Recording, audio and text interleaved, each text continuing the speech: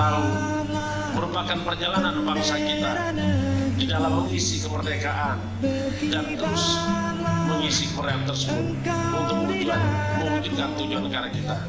Tunjukkanlah kepada dunia semangat. Maka negara Kesatuan Republik Indonesia sudah menempuh jalan yang panjang.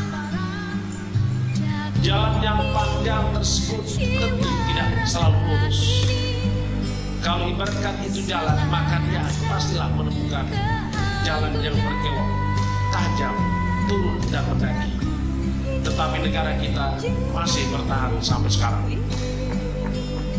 Kalaupun itu diibaratkan bahwa kapal besar, negara Kesatuan Republik Indonesia merupakan kapal besar yang mengarungi samudera luas, yang siap diterpa ombak dan badai.